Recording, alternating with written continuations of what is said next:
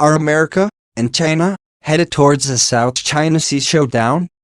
This week American warships, which were joined by an Australian Navy vessel, took part in a drill in the South China Sea as tensions rise again between China, Malaysia, and Vietnam over the disputed waters.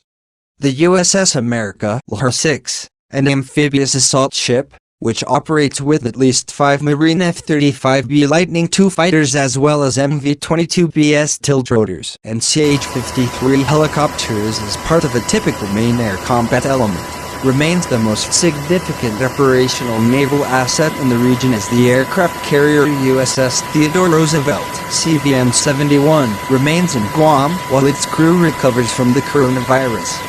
The New York Times reported that USS America, joined by the Ticonderoga-class guided missile cruiser USS Bunker Hill CG-52 and Arleigh Burke-class destroyer USS Barry DDG-52, entered the contested waters off Malaysia, as Chinese government survey ship Haiyang DC-8 has been tailing a Malaysian state oil company ship that is carrying out exploratory drilling. Despite working to control the spread of the coronavirus, which originated in China last year, Beijing has not reduced its activities in the strategic waterway throughout which one-third of global shipping flows. Military analysts have said Chinese assertiveness has only intensified. It's a quite deliberate Chinese strategy to try to maximize what they perceive as being a moment of distraction and the reduced capability of the United States to pressure neighbors. Peter Jennings, a former Australian defence official and current executive director of the Australian Strategic Policy Institute, told the New York Times on Monday. The 3 American warships were joined this week by the Australian frigate HMS Parramatta to counter movements by the Haiyang DC-8, which was accompanied by a Chinese Coast Guard vessel. During the passage exercises, the ships honed interoperability between Australian and US navies, including replenishment at sea, aviation operations, maritime maneuvers and communications drills, the Australian Defence Department said in a statement to Reuters.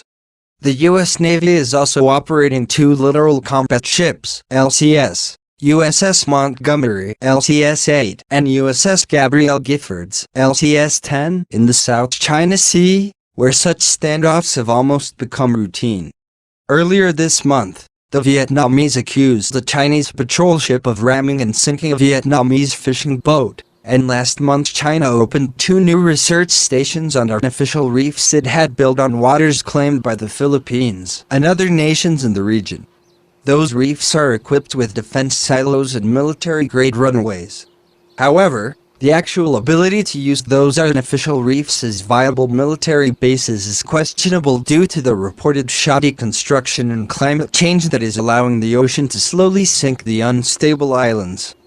The United States has also accused Beijing of increasing its presence in the South China Sea as other nations in the region are dealing with the COVID-19 outbreak. At the same time, China has also been donating medical aid to Southeast Asian countries to help battle the coronavirus.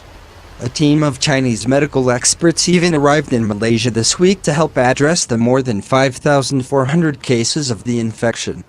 In addition, despite this rattling of sabers, Malaysia and China retain strong economic relations, and Malaysia has even ordered 4 68-meter Keras-class littoral mission ships (LMS) from China. The first of its class was delivered in January and the second vessel has been delayed due to coronavirus, while the remaining 2, to be built in Wuhan, could be delayed beyond next year's scheduled delivery date.